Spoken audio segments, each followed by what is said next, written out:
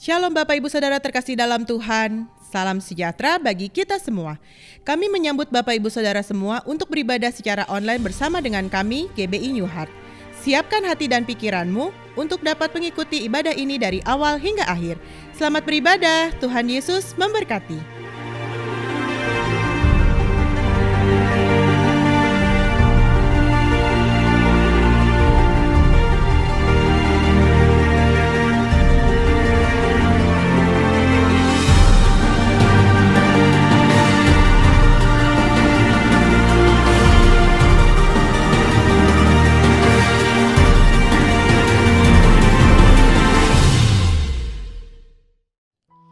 Shalom Bapak Ibu Saudara, selamat hari Minggu. Bagaimana kabarnya setelah seminggu yang penuh aktivitas ini? Tentunya kita selalu merasakan setiap harinya bagaimana Tuhan itu selalu menolong kita. Dia selalu ada bersama kita. Tuhan selalu mengasihi kita Bapak Ibu. Terlepas apapun yang sedang kita alami sepanjang minggu ini, Dia selalu hadir untuk kita, selalu ada untuk kita. Mari kita sembah Dia, kita puji namanya. Karena Dia adalah Allah yang besar, Allah yang baik untuk kita. Dia adalah Allah yang setia.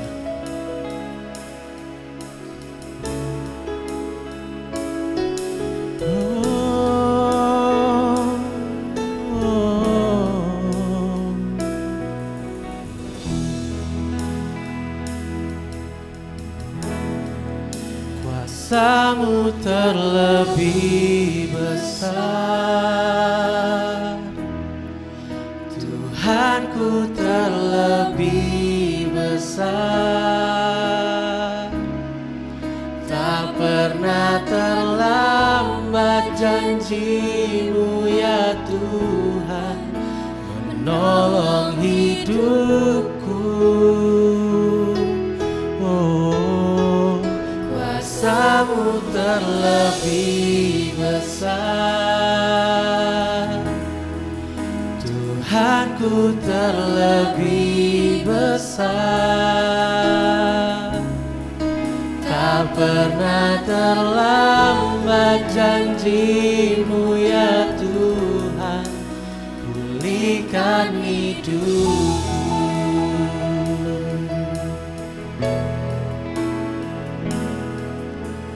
Hanya Kau Tuhan penolongku.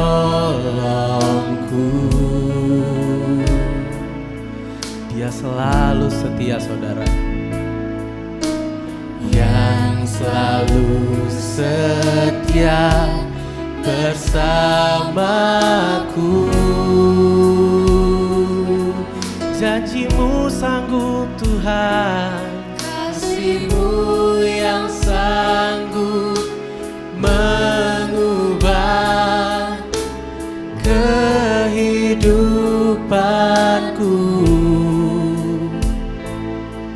Sungguh ku berserah, sungguh ku percaya. Kuasa-Mu terlebih besar, Tuhanku terlebih besar. Tak pernah terlambat janji-Mu ya Tuhan, menolong hidupku. Kuasa-Mu Tuhan,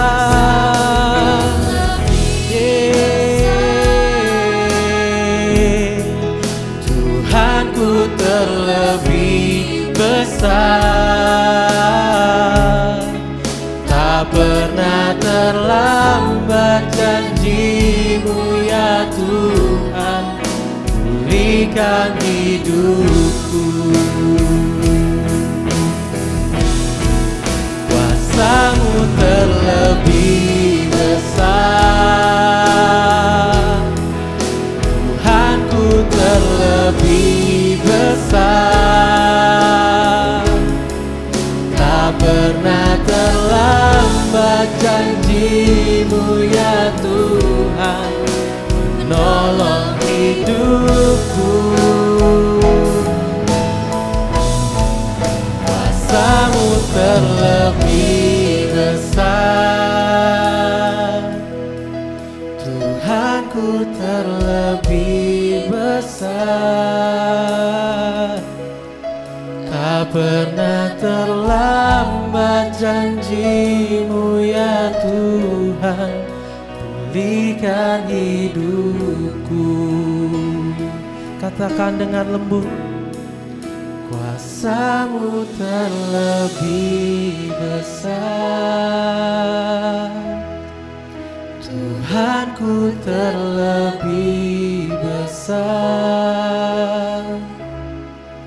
Tak pernah terlambat janji-Mu ya Tuhan, menolong hidupku. Kuasa-Mu terlebih besar. Tuhanku terlebih besar. Kau tak pernah terlambat Tuhan. Kau pulihkan hidupku Tuhan. Pulihkan hidupku. Kuasa-Mu terlebih besar. Oh, Engkau besar Tuhan.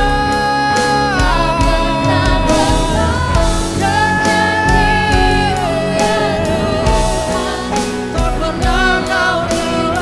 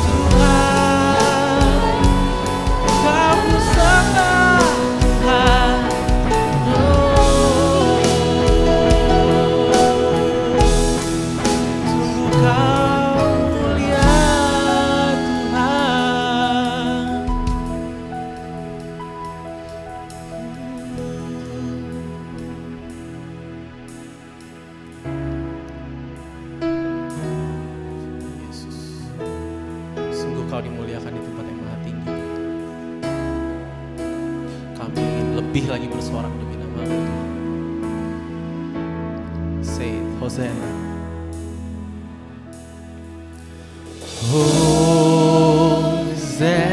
Hosanna in the highest. Let our King be lifted up. Hosanna.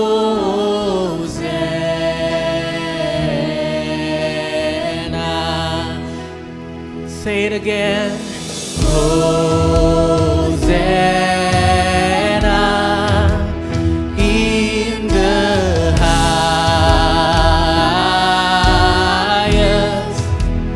Let our King be lifted up. Hosanna. Katakan lebih keras. Hosanna.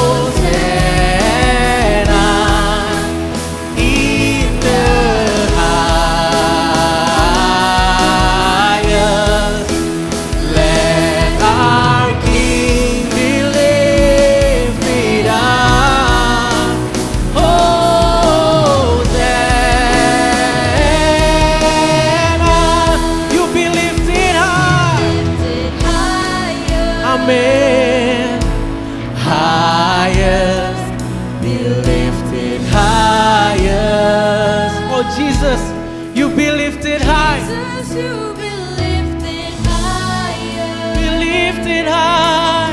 higher, Be lifted higher. lifted higher. And let our King be lifted up.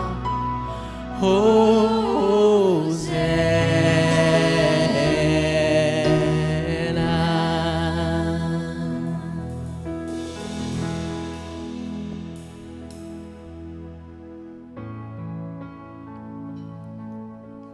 Kami sudah memuji memuliakan nama-Mu Tuhan. Kami telah menyembah-Mu Tuhan. Sekarang tiba saatnya kami akan bersorak, melompat menari bagi-Mu Tuhan. Inilah persembahan yang telah kami berikan, penyembahan kami Tuhan. Semoga penyembahan kami ini menjadi persembahan yang berkenan di hadapan-Mu Tuhan. Menjadi dupa yang harum di hadapan-Mu Tuhan. Dalam nama Yesus kami berdoa. Amin.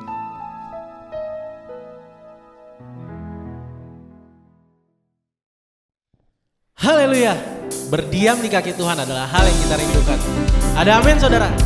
Mari kita minta sama Tuhan supaya kita bisa diajar untuk berdiam di kaki Tuhan. Mari kita angkat, bangkit berdiri semuanya. Kita bersorak-sorai bagi Tuhan. Ajarku berdiam dekat di hati-Mu. Di saat ku berpaling, temukan cinta-Mu. Di sana Kau menanti untuk bawaku lagi bersekutu dalam damai yang sejati. Dan semuanya katakan, oh, ku damba hadirat-Mu. Sekali lagi, yes. Inilah rinduku, hidupku, hanyalah untuk-Mu. Segenap hatiku kagum akan kebaikan-Mu, dan nafasku menceritakan kasih-Mu. Ajarku berdiam dekat di hati-Mu. Yeah. Ayo Bapak Ibu lebih semangat lagi. Ajarku berdiam dekat di hati-Mu. Di saat ku berpaling, temukan cinta-Mu. Di sana Kau menanti untuk bawaku lagi bersekutu dalam damai yang sejati. Sampaikan betapa Kau dambakan Dia. Oh, ku damba hadir-Mu. Katakan sekali lagi rindumu. Oh, inilah rinduku. Oh, hidupku hanyalah untuk-Mu. Segenap hatiku kagum akan kebaikan-Mu, dan nafasku, yes, menceritakan kasih-Mu. Ajarku berdiam dekat di hati-Mu. Katakan lagi, hidupku, hidupku hanyalah untuk-Mu. Segenap hatiku kagum akan kebaikan-Mu, dan nafasku, oh, Menceritakan kasih-Mu. kasih-Mu. Ajarku berdiam di hatimu. Ajarku, ajarku berdiam dekat di hatimu. Ajarku, ajarku berdiam dekat di hatimu. Yes. Haleluya. Luar biasa Bapak Ibu. Belum capek kan? Kita masih akan meminta Tuhan untuk membukakan mata hati kita supaya kita bisa melihat anugerah dari Tuhan itu sepanjang hidup kita. Sepanjang minggu-minggu kita, sesulit apapun itu, kita harus bisa melihat kasih Tuhan supaya kita selalu bersuka cita di dalam namanya. Karena Tuhan itu adalah sumber sukacita kita. Tuhan adalah sumber segalanya. Let's say, open the eyes of my heart, Lord.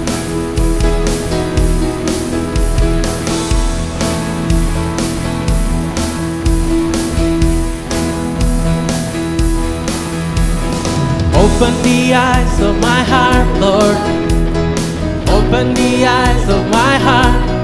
I want to see you. I want to see you. Open the eyes of my heart, Lord. Open the eyes of my heart. I want to see you. I want to see you. See you high. See you high and lifted up, shining in the light of your glory. Pour out your power and love and sing holy, holy, holy. See you high and lifted up, shining at the light of your glory. Pour out your power and love and sing holy, holy, holy. Open the eyes of my heart, Lord. Open the eyes of my heart. I want to see you. I want to see you. Open the eyes of my heart, Lord. Open the eyes of my heart. I want to see you. I want to see you. To see you high and lifted up, shining at the light of your glory. Pour out your power and love as we sing holy, holy, holy. See you high and lifted up, shining in the light of your glory. Pour out your power and love as we sing holy, holy, holy. See you high and lifted up, shining in the light of your glory. Pour out your power and love as we sing holy, holy, holy. Say it. Holy, holy, holy. Holy, holy, holy. Crying. Yes, Lord, I want to see you. Say it, holy. Holy, holy, We cry. holy, holy. Sing it again.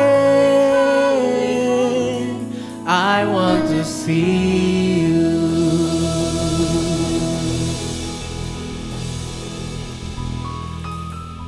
Terima kasih Tuhan, kami sudah melompat, memuji, memuliakan nama-Mu Tuhan. Sekarang kami akan memberikan persembahan kami Tuhan. Semoga persembahan ini menjadi persembahan yang berkenan. Semoga persembahan ini juga bisa membantu dimanapun tempat pelayanan berada nanti Tuhan. Dalam nama Yesus, hamba berdoa. Amin.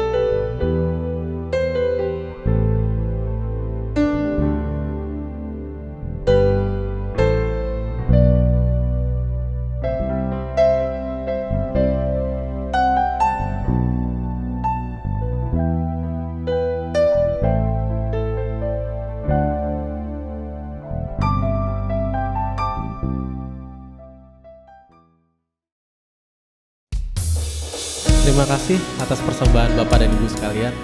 Sekarang tiba saatnya kita akan mendengarkan firman Tuhan. Sebelum itu mari kita satukan hati, pikiran kita, satukan suara kita. Kita akan menaikkan satu pujian. Ku buka mataku dan lihat wajah-Mu. Ku terkagum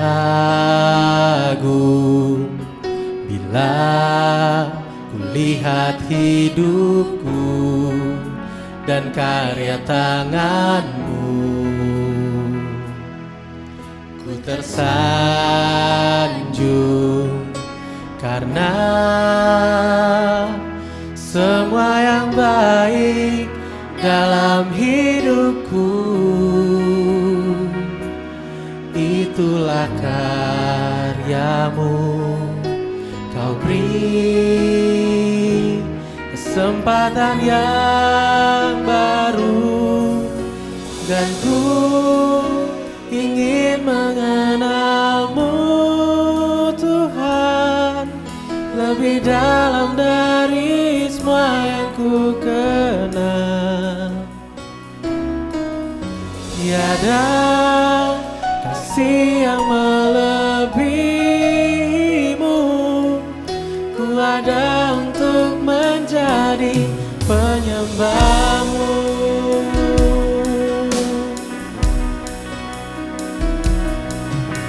Bila ku buka mataku dan lihat wajah-Mu, ku terkagum bila ku lihat hidupku dan karya tangan-Mu. Ku tersanjung karena semua yang baik dalam hidupku itulah karya-Mu. Kau beri kesempatan yang baru dan ku ingin mengenal-Mu Tuhan lebih dalam dari semua yang ku kenal. Tiada kasih yang melebihi-Mu. Ku ada untuk menjadi penyembah-Mu dan ku ingin mengenal-Mu Tuhan lebih dalam dari semua yang ku kenal. Tiada kasih yang melebihi-Mu. Ku ada untuk menjadi penyembah-Mu. Katakan dengan lembut. Dan ku ingin mengenal-Mu Tuhan lebih dalam dari semua yang ku kenal. Tiada kasih yang melebihi-Mu. Ku ada untuk menjadi penyembah-Mu. Ku ada untuk menjadi, ku ada untuk menjadi, ku ada untuk menjadi penyembah-Mu.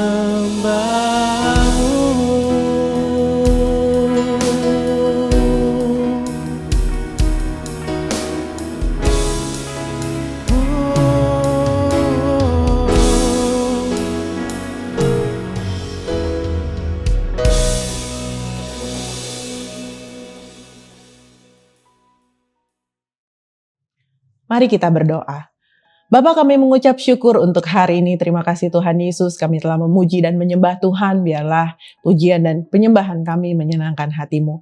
Dan kini saatnya Tuhan Yesus, kami mau mendengarkan firman-Mu Tuhan. Kami memberikan hati kami agar firman-Mu dapat bertumbuh, berakar dan berbuah dalam kehidupan kami sehari-hari sehingga nama-Mu senantiasa dipermuliakan. Urapi hamba-Mu Tuhan Yesus, urapi setiap umat-Mu Tuhan. Agar ketika kami mendengar firman-Mu ini dapat menguatkan dan meneguhkan iman kami semakin kuat di dalam Tuhan. Dalam nama Tuhan Yesus Kristus, kami siap untuk mendengarkan firman-Mu. Haleluya. Amin. Shalom Bapak Ibu Saudara terkasih dalam Tuhan, salam sejahtera bagi kita semua. Hari ini kita sama-sama bersyukur bahwa kita masih diberikan kesempatan oleh Tuhan untuk beribadah bersama dengan saudara-saudara seiman kita, walaupun melalui online. Nah Bapak Ibu Saudara terkasih, hari ini saya akan menyampaikan sebuah firman Tuhan yang saya beri judul Gembala yang Baik. Nah, bicara tentang gembala yang baik tidak terlepas dari sebuah ayat atau sebuah perikop ya tentang gembala yang baik, yaitu di dalam Mazmur 23. Saya percaya bahwa Mazmur 23 ayat 1-6 ini pasti semua kita sudah tahu dan sudah sering kali mendengarnya. Dan mungkin khotbah tentang gembala yang baik pun kita sudah sering kali mendengarnya selama kita ada di gereja gitu ya. Tetapi saya tahu, saya berharap gitu, walaupun kita sudah sering mendengar, kan ada pesan Tuhan atau Tuhan mau mengingatkan kita kembali bahwa sebagai domba-dombanya Tuhan, kita punya Tuhan, gembala yang baik, yang luar biasa penuh kasih kepada kita semua. Nah, tidak berlama-lama lagi, mari kita sama-sama membaca di dalam Mazmur 23 ayat 1-6. Demikianlah firman Tuhan. Mazmur Daud. Tuhan adalah gembalaku, takkan kekurangan aku. Ia membaringkan aku di padang yang berumput hijau, ia membimbing aku ke air yang tenang. Ia menyegarkan jiwaku, ia menuntun aku di jalan yang benar oleh karena namanya. Sekalipun aku berjalan dalam lembah kekelaman, aku tidak takut bahaya, sebab Engkau besertaku. Gadamu dan tongkatmu itulah yang menghibur aku. Engkau menyediakan hidangan bagiku di hadapan lawanku. Engkau mengurapi kepalaku dengan minyak, pialaku penuh melimpah. Ayat 6, kebajikan dan kemurahan belaka akan mengikuti aku seumur hidupku. Dan aku akan diam di dalam rumah Tuhan sepanjang masa. Nah dari 6 ayat ini Bapak Saudara, saya tidak akan bahas 6-6-nya mengingat waktu yang mungkin tidak cukup ya. Tapi saya akan bahas beberapa ayat. Kita sama-sama belajar bahwa Tuhan sebagai gembala yang baik adalah Tuhan. Yang pertama adalah bahwa Tuhan yang akan memelihara hidup kita. Dia Tuhan yang akan senantiasa memelihara hidup saudara dan saya. Memelihara di sini berarti Bapak Ibu, dia akan menyediakan segala sesuatu yang kita butuhkan, bukan yang kita inginkan. Kita sama-sama lihat kembali di ayat 1 dan 2 dikatakan bahwa Tuhan adalah gembalaku, takkan kekurangan aku. Jadi kita tidak akan kekurangan segala sesuatu yang kita butuhkan. Karena di ayat yang kedua dikatakan apa? Ia membaringkan aku di padang yang berumput hijau. Ia membimbing aku ke air yang tenang. Padang yang berumput hijau. Rumput adalah makanan domba. Iya kan? Dan air adalah minuman domba gitu. Jadi sebagai anak-anaknya, sebagai dombanya Tuhan, Tuhan pasti akan memelihara hidup saudara dan saya. Jadi kalau sampai dengan saat ini kita masih merasa kekurangan, sebenarnya kekurangan ini bukanlah kekurangan akan apa yang kita butuhkan. Coba kita kembali melihat ke dalam diri kita atau kembali melihat ke dalam kehidupan kita. Mengapa seringkali sebagai orang percaya kita masih merasa kekurangan? Karena apa yang kita inginkan belum terpenuhi Bapak Ibu. Ya, bukan apa yang kita butuhkan. Karena bicara tentang kebutuhan manusia, kita tahu semua, pasti kita pernah belajar dulu bahwa kebutuhan manusia adalah sandang, pangan, dan papan. Ya, makan apa yang kita akan makan dan minum sehari-hari, apa yang kita pakai dan tempat tinggal kita. Dan saya yakin dan percaya bahwa sampai dengan saat ini kita semua tidak pernah kekurangan makan. Kita semua juga tinggal di tempat yang layak Bapak Ibu. Maaf, saya percaya gitu, tidak ada di antara kita yang tinggal di sebuah kandang. Gak ada kan. Kita semua tinggal di tempat yang nyaman. Kita masih tidur di kasur, kita masih mungkin beberapa di antara kita masih ada AC ataupun kipas angin. Kita masih tinggal di tempat yang memang layak untuk kita tempati Bapak Ibu. Ya jangan bandingkan gitu ya. Oh saya belum punya rumah, saya tinggal di rumah kontrak. Ya jangan dibandingkan seperti itu gitu. Karena ya bicara tentang kebutuhan, mau dia rumah kontrakan, mau apakah rumahnya rumah sendiri atau rumah mewah, rumah besar, rumah kecil. Yang paling penting adalah bahwa kita masih diizinkan Tuhan tinggal di dalam sebuah rumah. Nah, kita harus punya pemikiran yang seperti itu Bapak Ibu, supaya kita tidak pernah merasa kekurangan, supaya kita tidak hidup dalam keluhan setiap hari. Dan jangan pernah bandingkan hidup kita juga dengan orang lain. Ya, kenapa si A sudah punya mobil, kenapa kita masih punya motor? Jangan pernah membandingkan hal-hal yang seperti itu. Kalau Tuhan tahu kita butuh mobil, Tuhan pasti berikan. Kalau dia melihat bahwa ya kita belum bisa gitu punya mobil, karena ya maaf ya gitu, itu contoh saja gitu. Karena ketika seorang punya mobil artinya dia harus siap beli bensin, dia harus siap untuk membayar STNK-nya setiap tahun, dia harus siap servis dan sebagainya gitu. Akan ada biaya tambahan. Nah kembali lagi kita harus menyadari apa yang benar-benar menjadi kebutuhan kita. Bukan apa yang menjadi keinginan kita gitu saudara. Nah di dalam Matius 6 ayat 25 sampai 34 gitu ya, Bapak Ibu Saudara bisa baca kembali nanti di rumah. Ini bicara tentang hal kekhawatiran. Di mana Tuhan mengingatkan kepada saudara dan saya, jangan khawatir akan apa yang engkau makan, jangan khawatir akan apa yang engkau pakai. Karena burung di udara saja Tuhan pelihara, bunga bakung di padang dia hiasi, Saudara. Apalagi kehidupan saudara dan saya. Jadi jangan pernah khawatirkan apapun, jangan pernah khawatir akan hari esok, karena hari esok dengan kesusahannya sendiri. Hari ini ya hari ini. Milikilah prinsip, milikilah keyakinan bahwa kalau Tuhan masih kasih nafas kehidupan bagi saudara dan saya, artinya Tuhan pasti masih pelihara hidup kita. Sama seperti domba, selama dia berada di padang milik gembalanya, dia pasti akan diberikan rumput yang hijau, dia pasti diberikan air. Untuk menyejukkan dia, untuk memelihara kehidupannya. Dan kita adalah domba-dombanya Tuhan. Dan kita punya gembala yang luar biasa baik, gembala yang akan tetap memelihara hidup saudara dan saya. Karena itu Bapak Ibu Saudara, bukan berarti kita tidak perlu bekerja dan berusaha. Kalau Tuhan berikan kita tangan yang lengkap, Tuhan masih berikan kita kaki, Tuhan masih berikan kita otak yang cerdas, berikan hikmat bagi kita. Apapun yang bisa kita usahakan, kita kerjakan. Kita tetap bekerja, kita tetap berusaha untuk memenuhi, untuk memberi nafkah hidup diri kita dan keluarga kita. Itu tetap perlu kita lakukan. Bukan berarti, oh ya Tuhan pasti pelihara hidup kita, kita bermalas-malasan, kita nggak kerjakan apa-apa. Bukan berarti seperti itu ya Bapak Ibu. Tetapi yang paling penting adalah kita bekerja untuk mencari nafkah. Bukan kita bekerja untuk mencari kekayaan. Iya. Karena orang yang bekerja untuk mencari kekayaan atau untuk memperkaya dirinya, dia akan menghalalkan segala cara. Dan orang-orang seperti inilah tidak pernah merasa dirinya cukup. Merasanya kurang. Karena apa? Karena keinginannya banyak. Karena mereka mau ini dan itu. Tetapi kalau orang-orang yang bekerja karena memang untuk memenuhi kebutuhannya, mereka akan senantiasa merasa cukup berapapun berkat yang Tuhan berikan buat mereka, berapapun gajinya, berapapun penghasilan yang mereka terima, seberapapun yang mungkin orang-orang ya Tuhan izinkan orang lain memberikan tanda kasih buat mereka gitu misalkan ya. Jadi ya kembali lagi di poin yang pertama ini bahwa percayalah kita punya Tuhan yang adalah gembala yang baik, yang akan senantiasa memelihara hidup saudara dan saya. Jangan pernah khawatir lagi.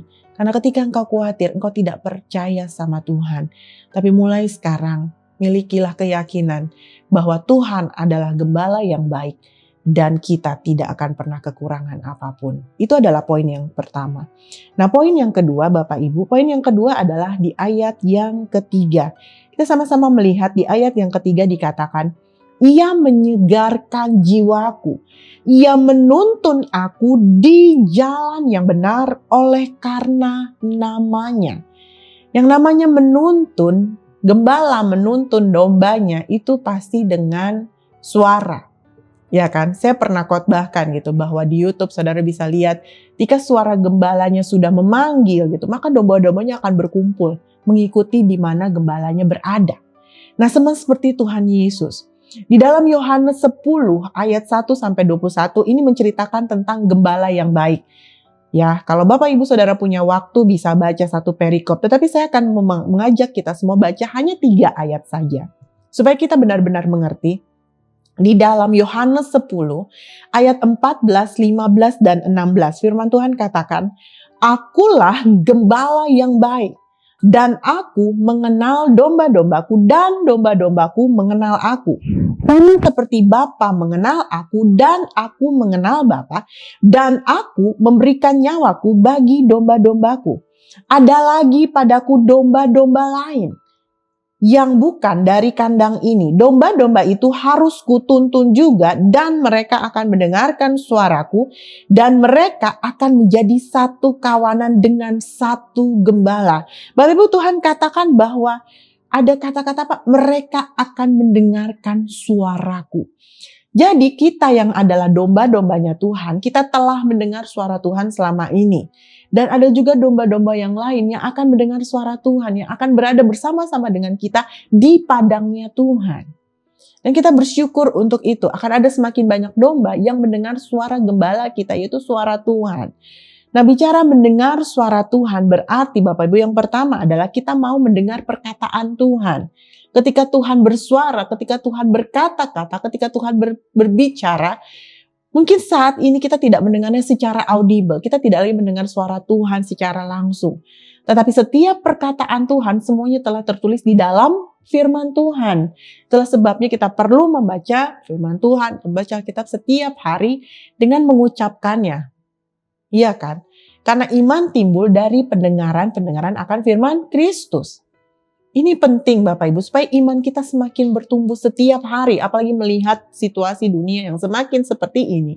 Supaya kita tetap kuat, supaya kita tidak perlu lagi, jangan menggunakan waktu kita lebih banyak mendengar berita-berita yang mungkin akan membuat kita ngedown gitu, akan membuat iman kita semakin terpuruk. Tetapi sebaliknya, perbanyak diri kita untuk mendengarkan firman Tuhan, dengarkan khotbah-khotbah yang bisa menguatkan saudara dan saya. Itu yang paling penting.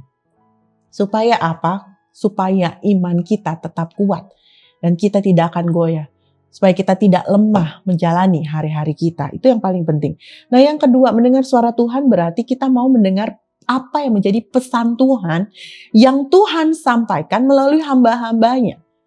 Ada banyak pesan-pesan Tuhan yang Tuhan sampaikan melalui hamba-hamba Tuhan. Ketika dalam khotbahnya, mungkin ketika berdoa secara pribadi, lalu Tuhan izinkan seorang hamba Tuhan menjadi alat untuk menyampaikan pesan Tuhan, untuk menyampaikan apa yang menjadi maunya Tuhan. Nah, ketika engkau mendengar pesan Tuhan tersebut, engkau mau taat atau tidak? Itu yang paling penting, karena ketaatanmu lah yang akan mengubahkan hidupmu. Nah, seringkali orang berkata bahwa Tuhan, aku mau engkau pulihkan. Tuhan, aku mau mendapatkan pemulihan dari Tuhan. Tetapi dia tidak mau melakukan seperti apa kata Tuhan. Dia tidak mau dengar-dengaran suara Tuhan. Nah, orang-orang seperti ini adalah orang-orang yang hanya mau mendengar apa yang mereka mau dengar. Sekali lagi Bapak Ibu Saudara, jangan menjadi orang-orang yang hanya mau mendengarkan apa yang mau kita dengar. Tetapi sebaliknya, ketika Tuhan menyampaikan sesuatu, itulah yang harus kita dengar dan itulah yang harus kita responi dengan baik, yang harus kita taati. Karena bukannya Tuhan tidak sanggup untuk memulihkan hidup saudara dan saya, Tuhan terlalu amat sanggup. Tetapi persoalannya adalah kita mau nggak taat, kita mau nggak mentaatinya. Itu yang paling penting. Karena hal yang kedua ini adalah dia akan menuntun kita di jalannya Tuhan, bukan di jalannya kita. Nah, kita katakan bahwa Tuhan tuntunlah aku, Tuhan pimpinlah aku, tapi kita tidak mau dituntun. Kita sudah punya jalan kita sendiri, kita sudah punya peta yang kita buat sendiri. Iya kan? Kita sudah punya jalur kita sendiri. Tetapi sebaliknya, kalau kita katakan kita mau dituntun sama Tuhan, maka kita harus mau dengar suara Tuhan. Dan suara Tuhan yang ketiga adalah kita dengar dari tuntunan Roh Kudus. Ya, kita mendengarkan suara Tuhan melalui tuntunan Roh Kudus yang ada di dalam hati kita. Bukankah sebelum Tuhan Yesus naik ke surga, dia katakan dia tidak akan meninggalkan kita yatim piatu. Dia tidak akan pernah meninggalkan saudara dan saya sendirian. Dia berikan Roh Kudus, dia berikan Roh-Nya sendiri, yaitu Roh Allah yang akan berdiam di dalam hati kita semua sampai dengan akhir zaman. Dan Roh Kudus yang berdiam di dalam hati kita jangan kita diamin. Tapi kita harus mendengar apa maunya roh yang ada di dalam kita. Roh Kudus adalah roh yang akan mengajar, yang akan menuntun, yang akan membimbing, yang akan memimpin kita, yang akan mengingatkan kita, yang akan menghibur, dan banyak hal yang akan Roh Kudus kerjakan jika kita mau dengar-dengaran suaranya. Jadi kalau ada yang mengatakan bahwa Tuhan berhenti berbicara, saya tidak setuju. Karena Roh Kudus diberikan di dalam hati kita. Cara Roh Kudus untuk memimpin dan mengajar dan sebagainya adalah dengan Dia berkata-kata di dalam hati kita. Jadi saudara harus memiliki kepekaan lebih lagi untuk membedakan mana suara hati kita, mana suara roh yang sedang mengingatkan kita. Ada banyak kesaksian-kesaksian di mana saya yakin dan percaya kita pernah mendengar, di mana ketika mungkin ada seorang yang mulai salah, yang mau pergi ke suatu tempat, lalu ada suara Tuhan atau suara roh berkata mengingatkan, jangan pergi ke sana nak. Ternyata benar gitu. Ketika jalan yang mau dia pilih ternyata ada tabrakan mungkin. Ya. Atau ketika Tuhan mengingatkan jangan lakukan itu nak. Karena itu ujungnya maut. Jadi kita harus memiliki kepekaan itu gitu. Karena Tuhan akan senantiasa mengingatkan kita. Selama kita mau taat, maka Roh Kudus akan tetap berbicara. Roh Kudus akan tetap memimpin kita. Asal kita mau dengar suaranya. Nah ini adalah poin yang kedua saudaraku. Bahwa poin yang kedua, sebagai gembala yang baik, Dia akan menuntun kita di jalannya. Nah persoalannya adalah kita mau gak tetap berada di jalannya Tuhan? Kita mau gak tetap dituntun oleh Tuhan? Kita mau gak mendengar suara Tuhan dan bukan suara gembala yang lain? Siapa yang mau kita dengar? Suara Tuhan atau suara kita sendiri? Itu yang paling penting. Jadi mulai saat ini, kalau kita yakin, kalau kita meyakini, kalau kita menyadari bahwa Tuhan adalah gembala yang baik, maka kita pun akan meyakini bahwa Dia yang akan menuntun kita di jalan yang benar oleh karena namanya. Dan di ayat sebelum, masih di ayat yang ketiga dikatakan apa? Ia menyegarkan jiwaku. Saudaraku percayalah, selama kita berada di padang rumputnya Tuhan, Dia akan tetap menyegarkan jiwa kita. Mungkin ketika kita berada di jalannya Tuhan, permasalahan tetap ada, pergumulan tetap ada, bukannya tanpa masalah. Tapi yang paling penting kita akan senantiasa merasakan kesegaran di dalam jiwa kita. Kita akan senantiasa merasakan kelegaan di dalam hati kita. Kenapa? Karena ada Tuhan Yesus yang senantiasa menuntun kita. Itu yang paling penting Bapak Ibu. Nah itu adalah poin yang kedua. Jadi tadi poin yang pertama kita sudah sama-sama melihat bahwa sebagai gembala yang baik Dia akan memelihara hidup kita. Dan yang kedua sebagai gembala yang baik Dia akan menuntun kita di jalannya. Dan hal yang ketiga Bapak Ibu Saudara, sebagai gembala yang baik Dia tidak akan pernah meninggalkan kita. Ya, atau dengan kata lain, Dia gembala yang selalu beserta dengan kita. Nah, Bapak Ibu kita lihat sama-sama di dalam Mazmur 23 ayat yang keempat. Kembali ke Mazmur 23, di ayat yang keempat dikatakan, sekalipun aku berjalan dalam lembah kekelaman, aku tidak takut bahaya sebab Engkau besertaku. Gadamu dan tongkatmu itulah yang menghibur aku. Nah, mungkin saudara berkata gitu bahwa kalau Dia gembala yang baik, kenapa dombanya diizinkan berada dalam lembah kekelaman? Kalau Dia adalah gembala yang baik, kenapa Dia biarkan dombanya tersesat? Kalau Dia gembala yang baik, kenapa Dia izinkan dombanya jatuh terperosok ke dalam sebuah jurang mungkin? Nah Bapak Ibu, persoalannya adalah bukan kesalahan gembalanya. Tapi kembali lagi berhubungan dengan poin yang kedua. Ketika sebagai domba, kita tidak mau dengar apa suara Tuhan, kita tidak mau dengar tuntunan Tuhan, kita tidak mau dipimpin oleh Tuhan, kita keluar dari padang gembala milik Tuhan, maka yang terjadi adalah kita akan menjadi domba yang tidak tahu arah jalan pulang. Kita menjadi domba yang tersesat. Kita menjadi domba yang bisa saja kita terperosok, bisa saja kita terjerumus. Dan itulah yang terjadi dalam kehidupan orang-orang percaya Bapak Ibu. Tetapi sayangnya ketika kita sedang terpuruk, ketika kita sedang terperosok, ketika kita sedang kehilangan arah, ketika kita sedang tersesat, kita menyalahkan Tuhan. Sepertinya Tuhan tidak pernah memelihara hidup kita. Sepertinya Tuhan tidak pernah menyertai hidup kita. Sepertinya kita seringkali bertanya, di mana Tuhan? Mengapa saya bisa mengalami hal yang seperti itu? Tetapi kita lupa bahwa kita berjalan mau-maunya kita sendiri. bahwa kalau kita boleh melihat ke belakang, ketika kita saat ini mungkin berada di dalam lembah kekelaman, kita berada dalam bayang-bayang maut, kita berada dalam situasi atau kondisi yang paling terpuruk selama kita hidup. Ingatlah bahwa diri kita sendirilah yang bersalah, yang menyebabkan kita berada di tempat itu. Kenapa Bapak Ibu? Karena dikatakan tadi apa? Aku tidak takut bahaya sebab Engkau besertaku. Tuhan tidak akan pernah tinggal diam Bapak Ibu. Sebagai gembala yang baik, Dia selalu menyertai saudara dan saya. Ketika kita berada di dalam lembah kekelaman, ketika kita tidak tahu arah jalan pulang. Ayat 4 berkata, gadamu dan tongkatmu itulah yang menghibur aku. Saudara, bicara tentang gada dan tongkat adalah bicara tentang teguran Tuhan. Kenapa saya katakan bicara tentang teguran Tuhan? Kalau saudara bisa melihat yang namanya gada, itu bentuknya bulat di atas gitu, ngelingkar. Itu untuk menarik kepala domba. Jadi biasanya yang namanya domba itu biasanya jatuh ke dalam sebuah lubang ya, atau ke dalam terjerembab gitu. Makanya kan bicaranya tentang lembah. Lembah itu kan sebuah tempat yang lebih rendah gitu. Bukan gunung.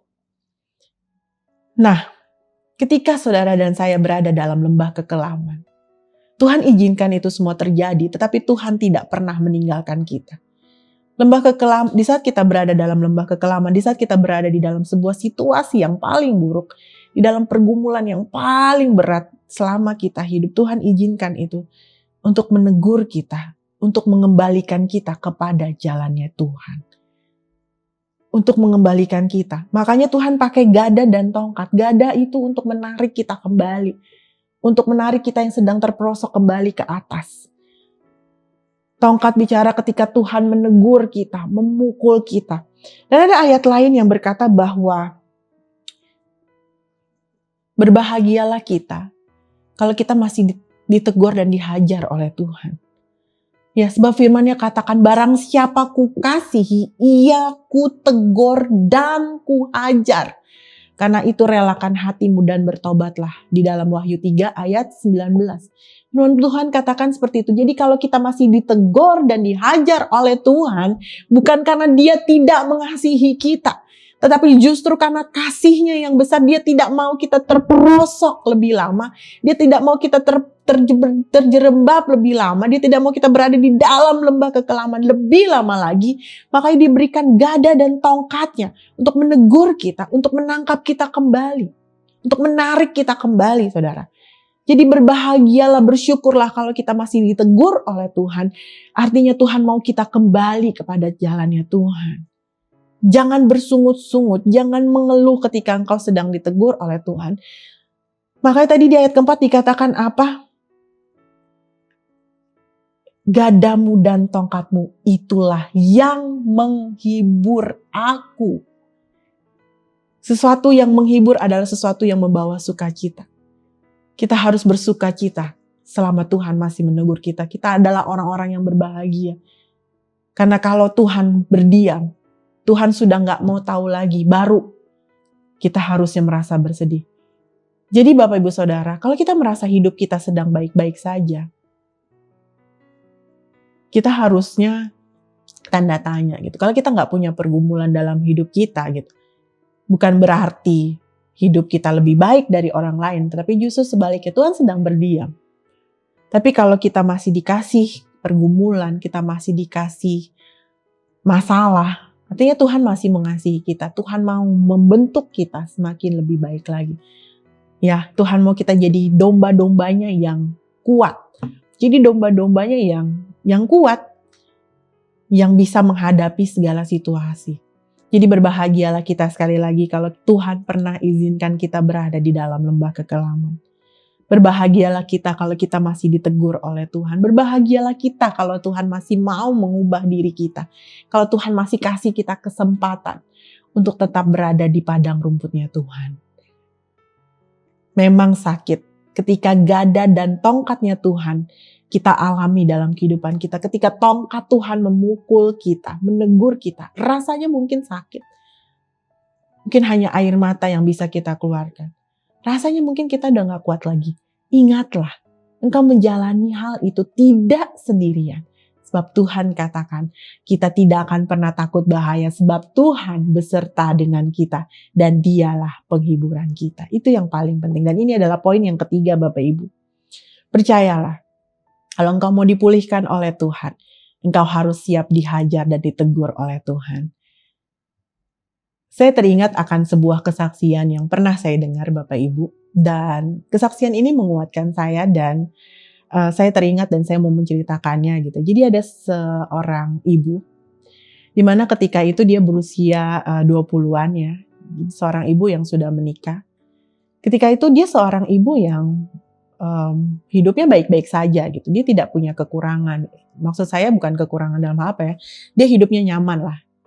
Dia hidupnya nyaman gitu, tadinya hidupnya berbahagia lah istilahnya dari masa mudanya sampai dengan dia menikah dia berbahagia. Hingga akhirnya tiba suatu masa di mana dia memiliki masalah dalam keluarganya. Ketika itu suaminya menyakiti hatinya lah dengan suatu atau dia punya masalah lah dalam rumah tangganya gitu ya, katakanlah seperti itu. Dan apa yang terjadi? Ketika itu dia melenceng lah ibaratnya. Dia mau melakukan sesuatu yang dibenci oleh Tuhan, yaitu perceraian. Jadi dia merasa tidak kuat, dia lalu mau bercerai lah istilahnya. Dia melakukan sesuatu yang dibenci oleh Tuhan. Tetapi karena Tuhan mengasihi ibu ini, Tuhan menegur ibu ini. Jadi Tuhan bukan menegur suaminya, Tuhan menegur ibu ini dan ibu ini mengalami sakit yang cukup parah. Dan di saat sakitnya itu, di saat itulah dia merasa bahwa sakit kerasnya itu adalah teguran dari Tuhan. Di mana ternyata Tuhan mau mengembalikan ibu ini kembali kepada padangnya dia. Dan akhirnya yang terjadi adalah dia tetap berada di jalannya Tuhan. Dia tidak melakukan apa yang dibenci oleh Tuhan. Meskipun rumah tangganya bermasalah. Dan ini yang paling penting Bapak Ibu. Mungkin masalah hidup kita tidak seperti apa yang ibu ini alami. Saya percaya kita semua punya masalah-masalah kita sendiri. Kita punya masalah ekonomi mungkin, kita punya masalah banyak hal.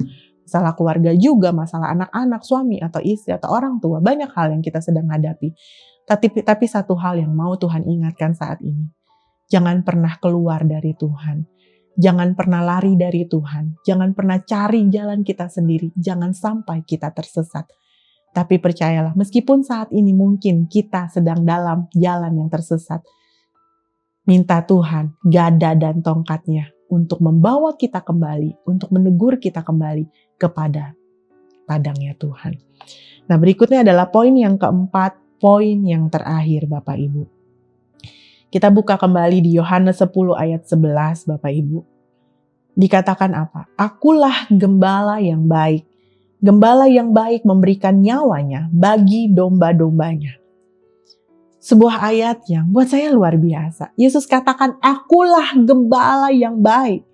Dan aku telah memberikan nyawa bagi domba-dombaku. Ini bukan sekedar perkataan, tapi ini sudah Tuhan Yesus buktikan di atas kayu salib.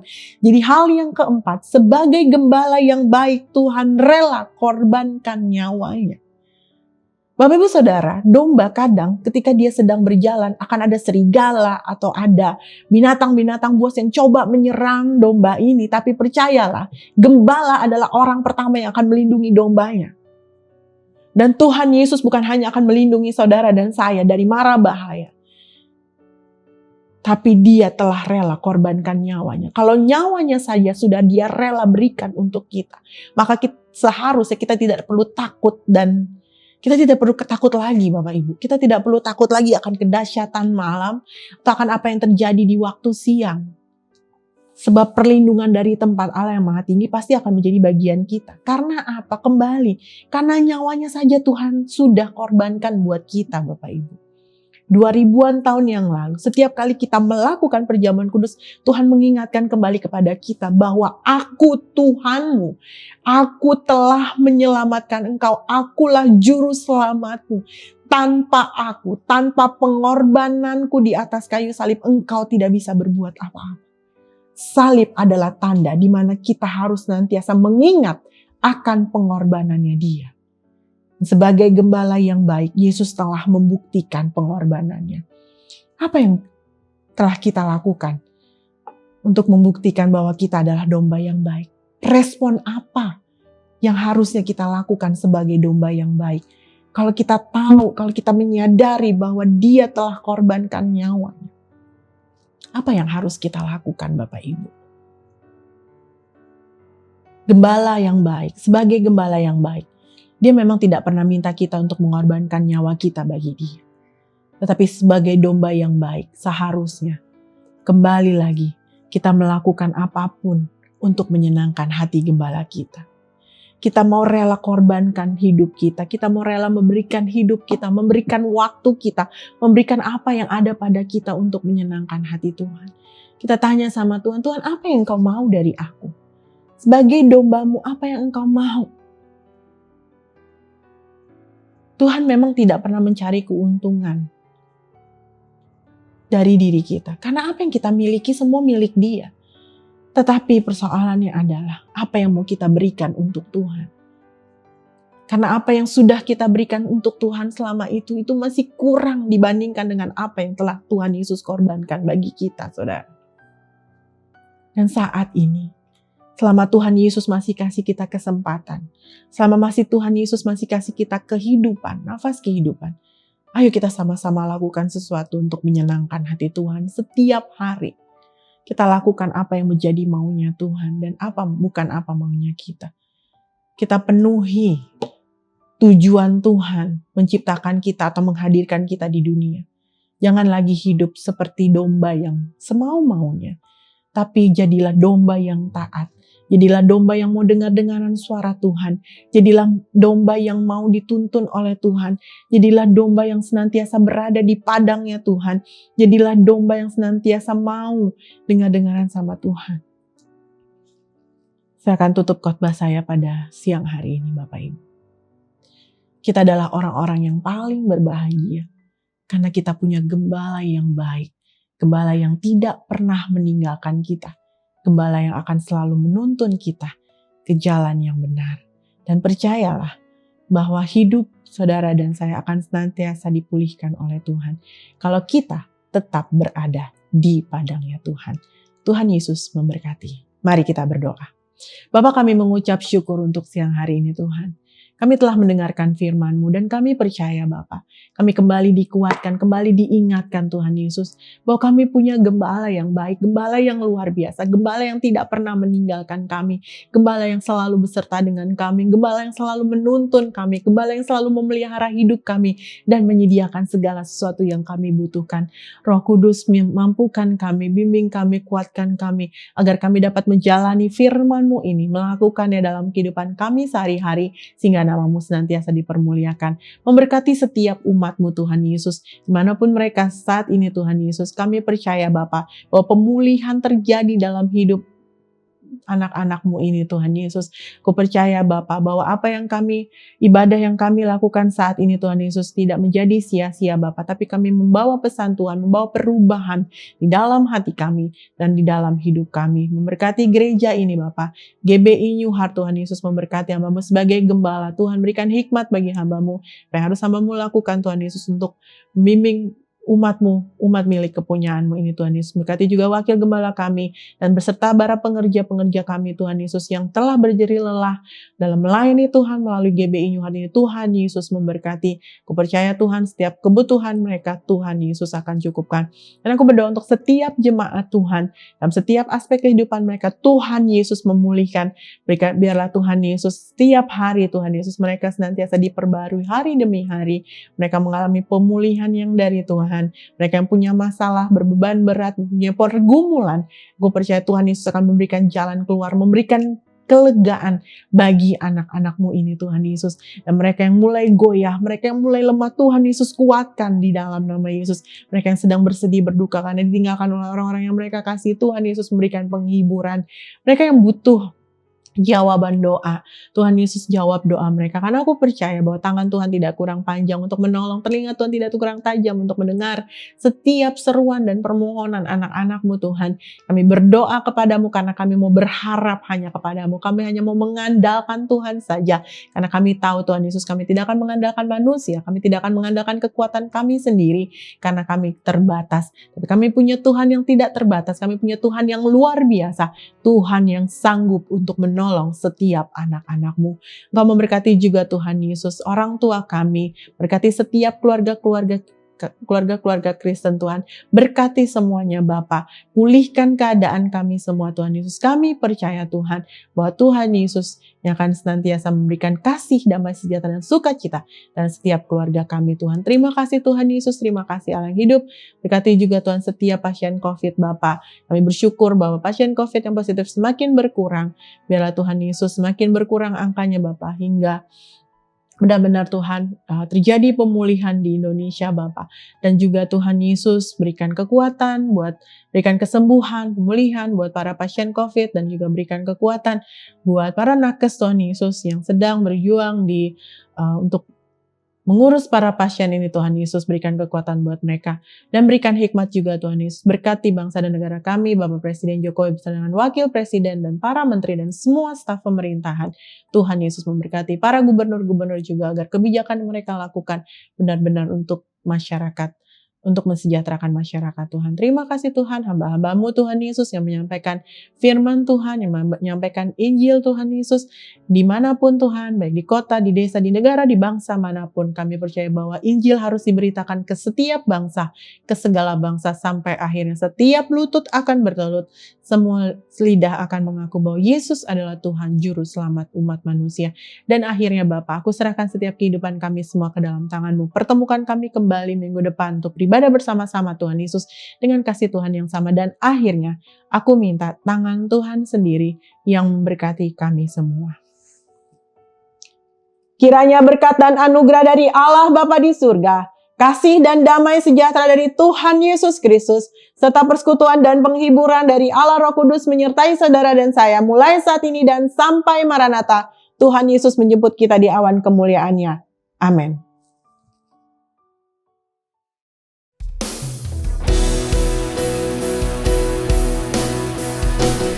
Terima kasih Yesusku, terima kasih Yesusku. Ku beri syukur hanya bagi Tuhanku. Terima kasih Yesusku, terima kasih Yesusku. Ku beri syukur hanya bagi Tuhanku.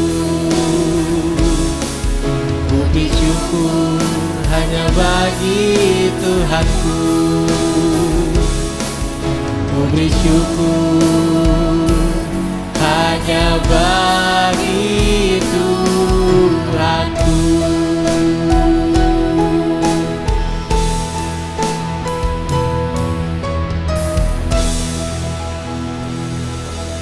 Baik Bapak Ibu sekalian, ibadah kita telah selesai. Selamat hari Minggu, Tuhan Yesus memberkati. Kami mengucapkan terima kasih kepada Bapak Ibu yang telah mengikuti ibadah online siang hari ini.